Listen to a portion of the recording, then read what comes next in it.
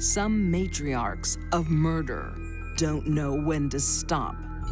She probably would have gone on and on and on. Is that him? They think they can evade suspicion.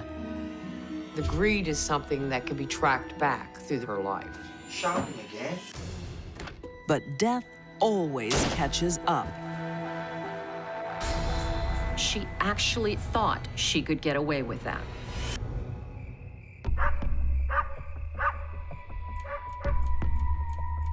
Norwood, North Carolina, 1986.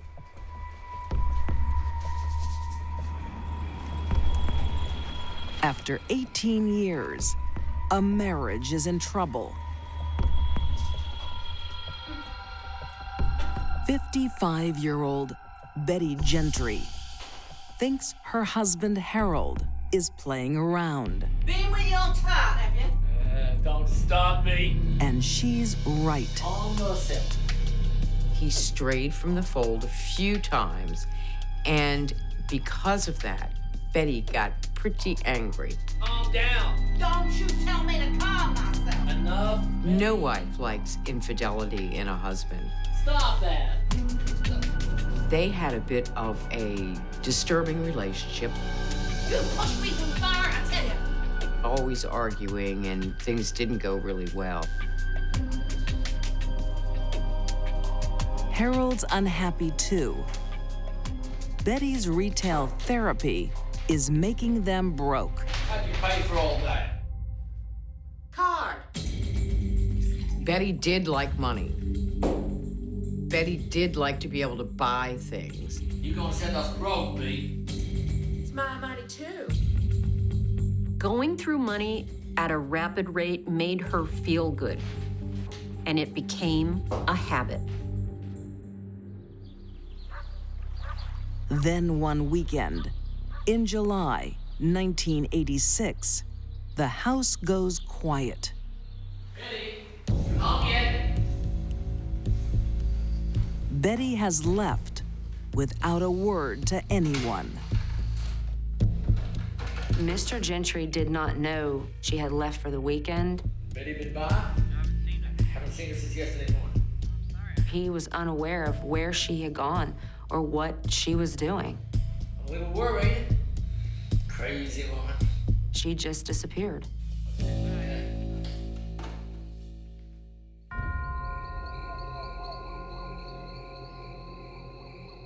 That Sunday, Harold returns home from dinner with friends. There's someone waiting for him.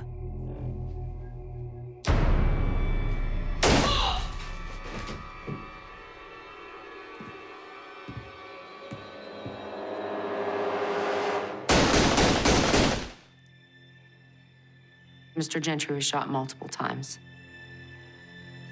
It was heinous and it should not have occurred. The killing appears to be a result of a robbery gone wrong.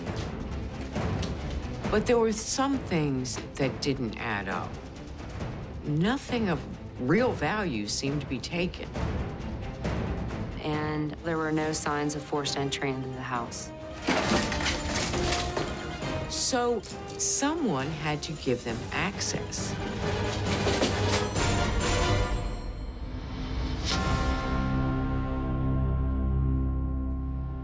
The murder of Harold Gentry puzzles the investigators.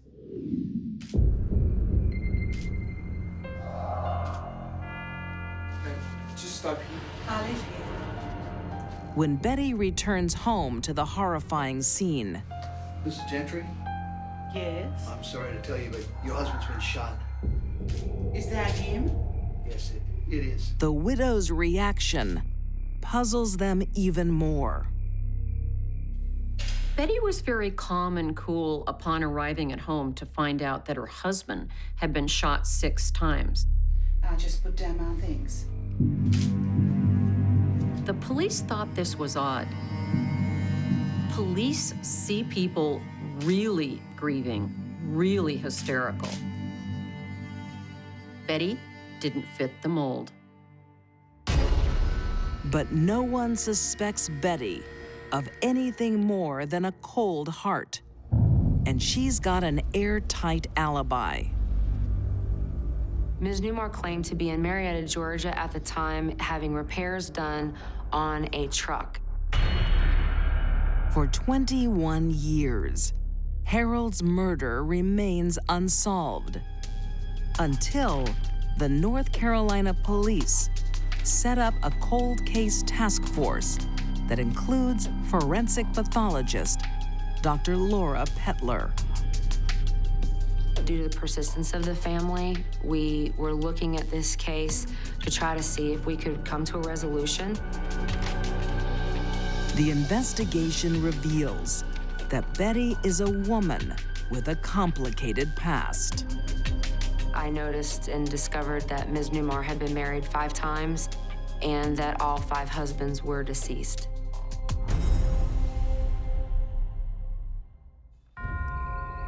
July 14th, 1986. An unknown intruder shoots Harold Gentry, execution style, in his North Carolina home. The murder remains a mystery for 21 years. Police thought that Harold had died because he walked in on a robbery. And they couldn't find who pulled the trigger. In 2007, the cold case is reopened. And this time, the investigators focus on Betty and her past. Starting in the 1960s, Betty is married to sailor Richard Sills. Great spot. It sure is. The couple seem happy in love. Betty put on a very good social image. So that people who did not know her well thought she was a very nice, sweet woman. Betty was kind and sweet and caring because she had to. How else was she going to get men to marry her? And that was her goal. But behind closed doors, Betty's true nature is revealed.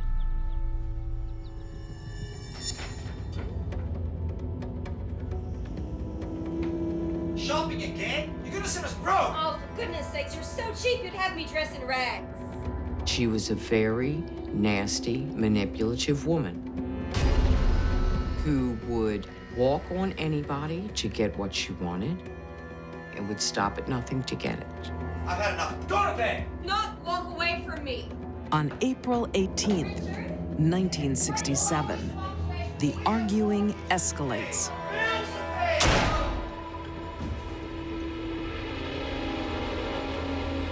Betty claims Richard Sills actually shot himself after they had an argument. This is highly unusual. In the world of suicide, people almost always do it alone. What's your emergency? Hello, I need the police. He was shot twice. One bullet went into his heart, and the other nicked his liver. My husband just shot himself. Now that's not a suicide.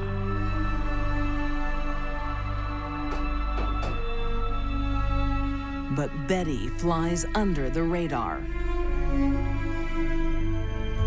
There was never an autopsy, which is the whole problem with that case. Investigators dig deeper and find this is not Betty's first brush with death. I'm sorry, I have some bad news. Okay. We found the body of your husband, James. 12 years earlier, her second husband, James Flynn, comes to a peculiar end.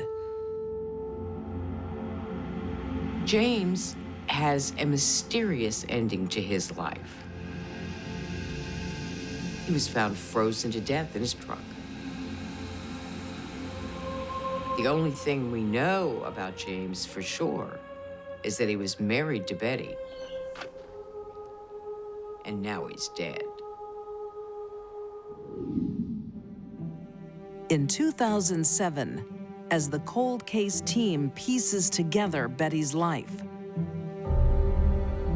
there will be one more suspicious death. Here, John. Betty's fifth husband, 79-year-old John Newmar. At the time that he married Betty, he had about $300,000 in savings.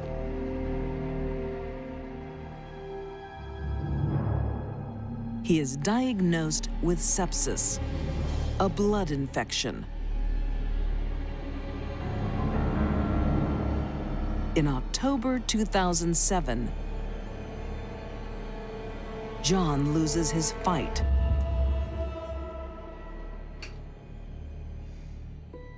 What Betty does next is shocking. Hello? This is Betty? Yes, hello, Betty. I thought you'd want to know your father's dead. But John, can I see him? No, you can't see him. He's already been cremated. The children didn't even know he was gone till after Betty had had his body cremated. A lot of people suspect that Betty was so quick to cremate the body because she had done something to cause his death. There's another shock. John's life savings are gone. By the time he died, the couple was $203,000 in debt, and all the money was gone. Nobody could figure out where it went. With John's body gone up in flames, the cold case team concentrates on the murder of Harold Gentry. Finally, they get a break. Law enforcement was led to believe that Betty had attempted to hire one or more people Would you know anyone that might kill my husband? to kill Harold Gentry. Pardon? I want to kill my husband. You don't mean that. They find neighbors Betty tried to recruit to kill. Every word. I'm going to take this inside. I'd see you later, hey? Okay. Betty had become so grandiose about her ability to get away with murder, she actually approached other people to have them do it and thought she could get away with that. But she doesn't. In May 2008, Betty is finally arrested and charged with solicitation to commit murder. But before she stands trial, nature intervenes. Betty dies of cancer in June 2011. She takes to her grave the truth about what happened to James Flynn, Richard Sills, and John Newmar. The fact that Betty was considered a suspect in 3 of her husband's deaths tell me she very likely was a black widow. Marry for money, kill for more money. Somehow, Betty eludes suspicion all her life. No one pieced together her past. The most shocking thing to me about the entire situation is that nobody connected her histories from one state to the next state and one situation to the next situation in more than 50 years.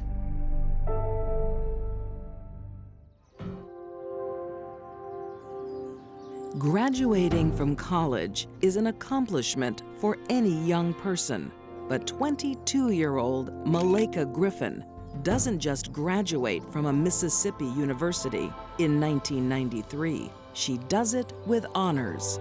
She was a very educated woman. She had gone to college, Jackson State University, graduated cum laude. The science scholar likes to keep to herself. Her classmates think Malaika's just shy.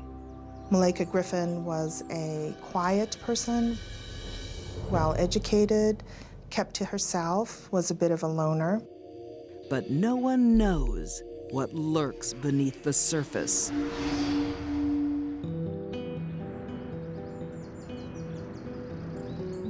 Malaika travels after college, but finally settles down 6 years later in Denver, Colorado, where she gets a job in a pharmacy. She was a good worker. She was quiet but hardworking. She always showed up to work early, worked hard, pretty much kept to herself, didn't cause any problems at work. Traveling for years has been costly, so she settles down in a rundown neighborhood. Malaika finds a room to rent next door to 25-year-old Jason Horsley and his girlfriend, Deborah Losell. He was just a nice, quiet kid. He was from Sheridan, Wyoming. He had been living in his home with his fiancée, Deborah Losell, for about 2 years. He moved to Colorado because he was interested in the diversity of a bigger city. The couple's first home is a real fixer-upper, a perfect opportunity for carpenter Jason to make some money. I believe it had been a former crack house. The neighborhood was in transition. I think his intent was to fix up the house, flip it, sell it, and then move on and buy another house and continue to do that same thing. Jason and Deborah don't have children, but their 2 dogs are very much part of their family.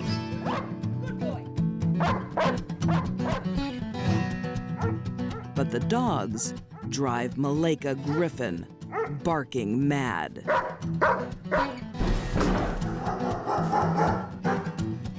Shut up! Dogs. There was disagreement over the dogs coming out into the yard area. Miss Griffin felt that they should keep the dogs inside. Everyday disputes between neighbors are usually easy to resolve.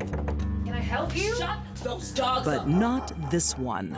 I know that there were confrontations between his girlfriend, Jason's girlfriend, Deborah, and Malaika. Dogs up or I'll kill them. I know that the dogs had barked, and she told him she didn't like dogs, and if she couldn't control her dogs, she would kill the dogs. Come on, be reasonable. You've been warned. Being serious. They're just being dogs. Threatening to kill someone's dogs is a rather serious sign. It should have been reported to the police, and it definitely should have been taken serious by anyone that heard it. Malaika vents her frustrations in her diary. It paints a picture of a woman angry, not just with her neighbors, but with all white people.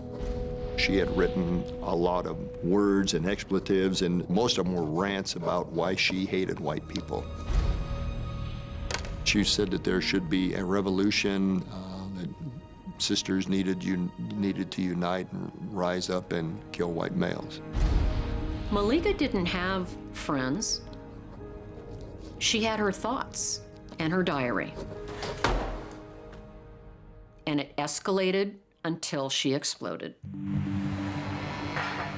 May 18th, 1999. Carpenter Jason Horsley has had a long day at work.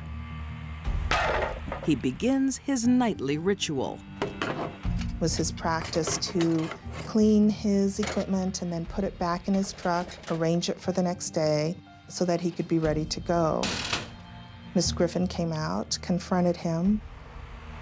told him to clean it up, put it away, that he shouldn't be doing that, and began to yell at him. She felt it was disrespecting her to unload his property in front of her home onto the grass and sidewalk.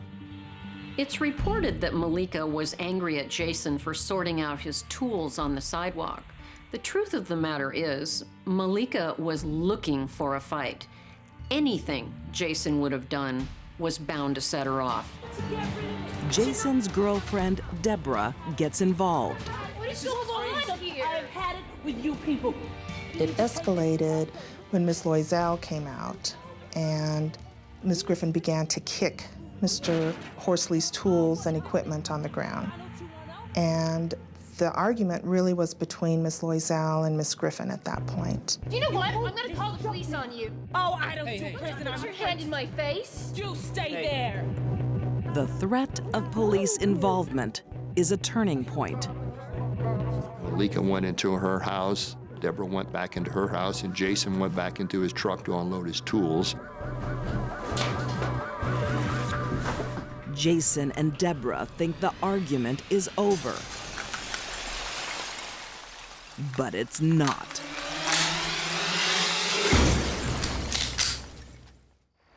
Disputes aren't uncommon among neighbors, but this one in Denver, Colorado, in May 1999, is extreme. What is this stuff what's going on? doing out the front of my house? I'm moving. Jason Horsley and girlfriend Deborah Loisel are living next to a very unreasonable woman. Oh, what is this neighborhood now? 90210? It culminates one night with yet another screaming match on the sidewalk.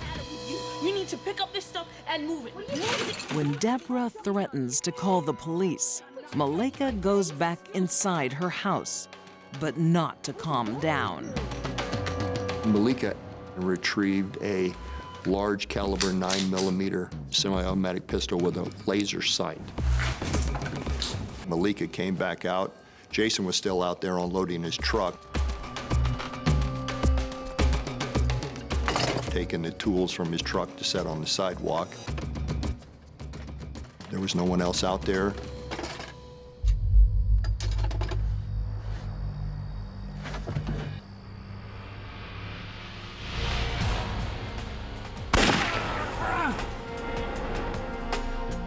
Jason?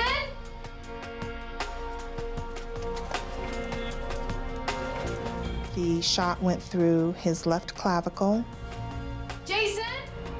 through part of his lung, through part of his heart, and out the front of his chest. Ms. Loisel indicated that she came out to find Jason laying on the passenger side of his truck with the door open and his feet hanging out of the truck. Stay with me, just keep breathing. Keep breathing. Keep breathing. Stay with me, okay? Jason is clinging to life, but not for long. Within 30 minutes, he is dead. Deborah is sure the shooter is her neighbor, but she's fled. Police search Malika's abandoned room and are shocked by what they find in her closet. She didn't have any high-heeled shoes or dresses. She had a semi-automatic carbine with a 30-round magazine that was completely loaded. Further search of her room, we found in her drawers 2 hand grenades. Malika not only has her own arsenal, she is studying up on how to be an effective warrior. She had some gun magazines, anarchist cookbooks, things that help you elude police, make booby traps, surveillance, those types of things. The search reveals a side to Malika that she's kept hidden from the world. And her diary reveals the extent of her racism. She indicated numerous times that she was sick at looking at white people. She didn't want to be around them. She would rather have them be dead and that they should be killed. Jason's shooting may have just been the start of Malaika's one-woman war against whites. At any moment, she could have made a different choice. She had other options, other ways of handling the situation. She made the very deliberate choice to arm herself, come out, and shoot Mr. Horsley. I don't think Malaika snapped and decided to kill someone after Deborah threatened to call the police. I think Malaika decided that before she walked out of the house and started the fight. Someone was going to die, and they were going to be white. The real mystery is, what turns a highly successful, educated woman into a racist? We were never able to discover any type of mistreatment of Miss Griffin by either white people or anyone for that matter. Her family didn't know that she harbored those feelings. They were as shocked as all of her friends and her coworkers. Malaika stays on the run for 6 years, holding down pharmacy jobs.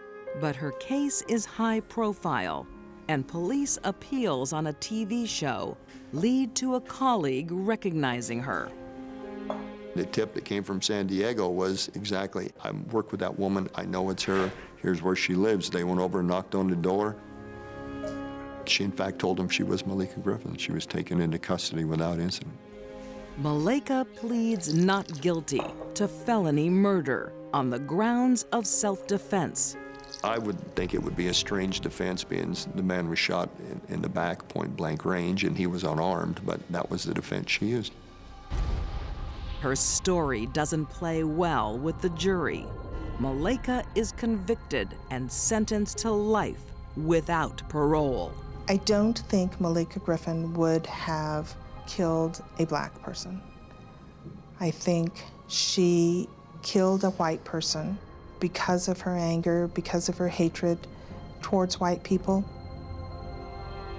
Malaika shows all the symptoms of a paranoid personality. Malaika was a loner, and this is a common characteristic of people with paranoid personality disorder. People that suffer from this can function at an extremely high level. Do well at school, do well at a job, but inside, their mind is a mess. She felt she needed to counterattack. If she didn't get them first, they would get her.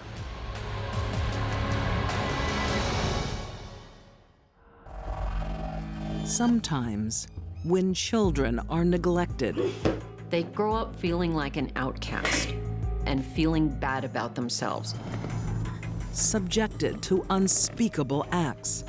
A very young child was in the room during the entire event. They can end up very deadly women. Sometimes they want to get even.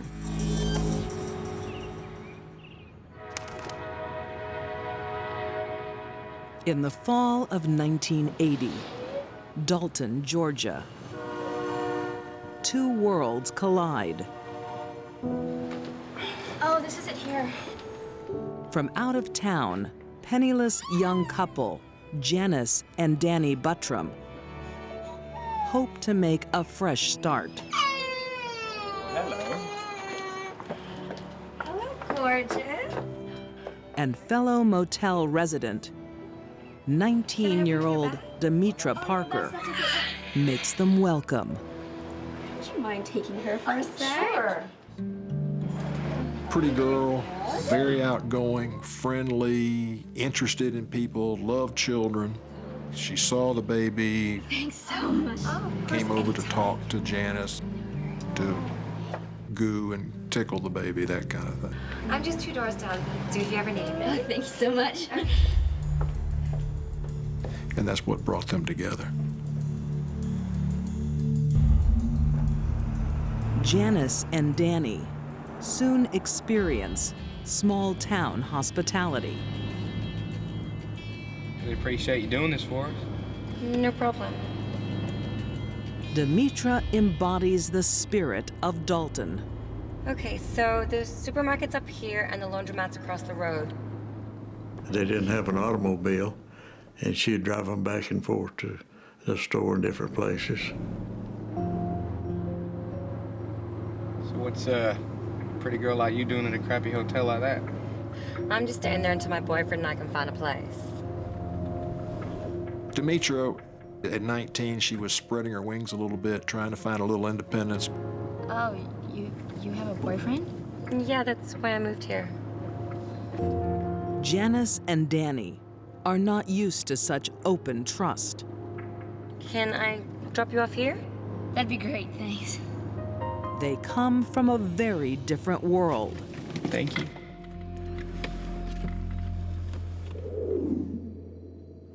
Janis was from a poor family. Had never had an opportunity to have anything in her life.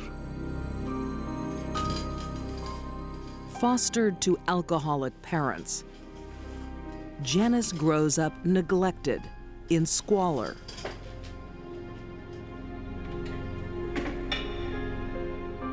She had been abused as a young lady, and she had been taken to the dump to retrieve articles and food or whatever to survive on.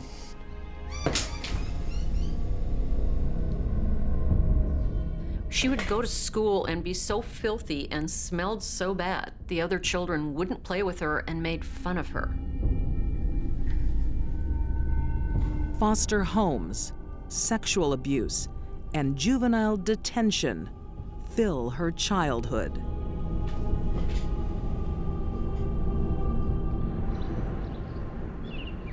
Janis began to see the world as an unsafe place no matter where she went. She couldn't get away from danger. Hey. You got a spare smoke? Sorry, this is my last one. But I know we can get some more. Let's do it. Follow me. After she hooks up with 26-year-old Danny Buttram, she sees an opportunity for a new life. Danny was a very passive fellow, meek looking little guy.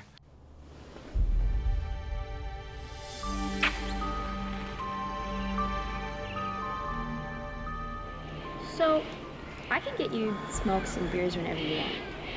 Serious? Yeah. You want to marry me? Are you serious? To 15-year-old Janis, Danny is her ticket out. Okay. Marrying Danny was about as good as it was ever gonna get for Janis. Really?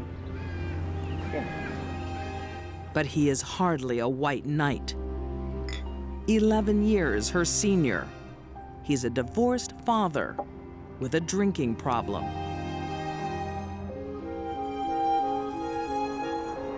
Despite the age differences between the two of them, the Janis was certainly the brains of the outfit. And Danny was the sort that could be led anywhere, and she'd let him. I've got a storybook for you. Janis soon has her own family, a little girl.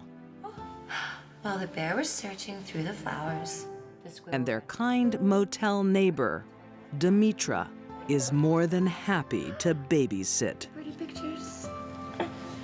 I don't know how Janis and Danny came across to Demetra, but they won her trust and she loved their little girl. But Demetra trusted the wrong people. Oh!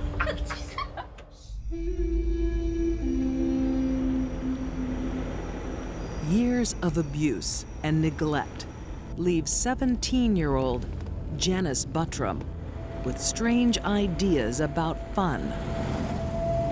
You guys ready for a big night? I want to pick up a girl. Really? Yep. What does your wife think about that? She wants to try something kinky. She's all right, as long as she gets away with it first. Oh, I see. A threesome with husband Danny. She was a leader.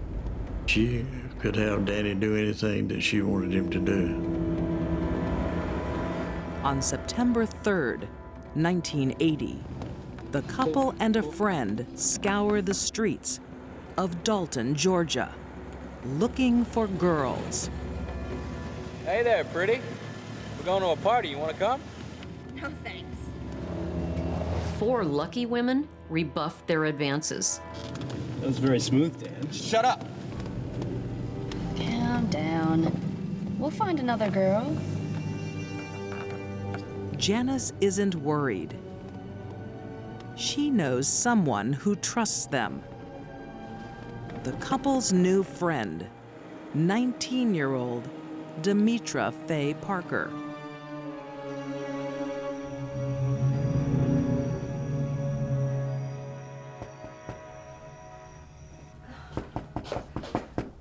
Who is it? It's Janis. Could you open up, please? It's really... Janis and the baby went into Demetra's room What's wrong? to ask for a cigarette. A cigarette? It's 4 o'clock in the morning. I know, but it's really urgent, please. When Demetra finally concluded that it would be all right, she cracked the door, What are you doing? and then they pushed their way in. Janis put the baby, her baby, on the bed. Demetra was fighting back, trying to get away from it. What starts as a sexual adventure turns into something else. Danny and Janis brutalized Demetra. In Janis's twisted mind, Demetra is not a victim, but a potential rival for her husband's lust. She was jealous of Demetra. She thought Danny was interested in her. It's hard to know what Janis was thinking, but it wasn't right.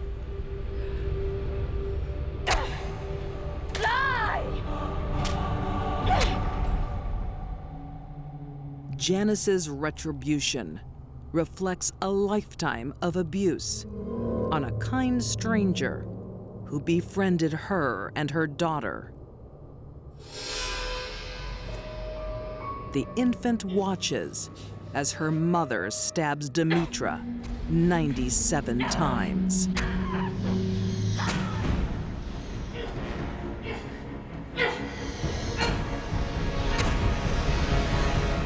Janis was trying to make the girl die. Finally stuck the knife in their lower abdomen and literally cut her across. She was alive until that very last terrible act.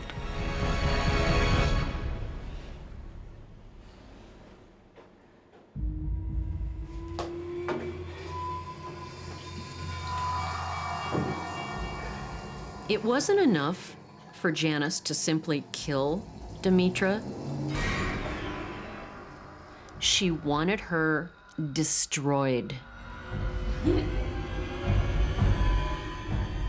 There was nothing left.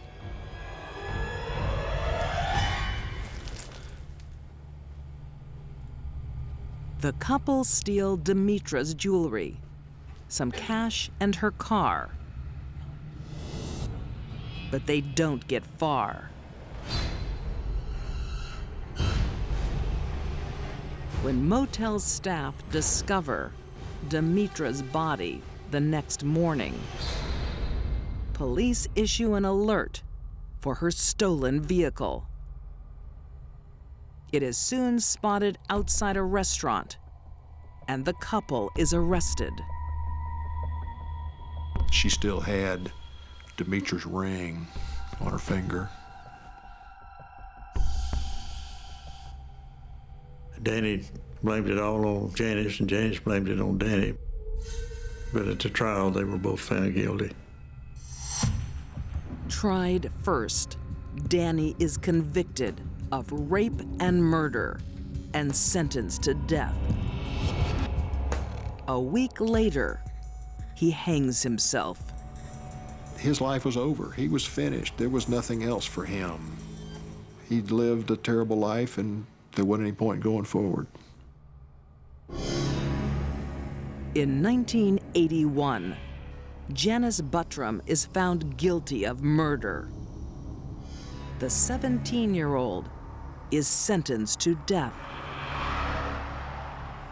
In 1989, on appeal, it is commuted to life. Demetra Parker had the world ahead of her. Her only crime was befriending strangers. If Janis had been taken out of the horrible environment she lived in as a child, her entire life might have been different, and her victim might be alive.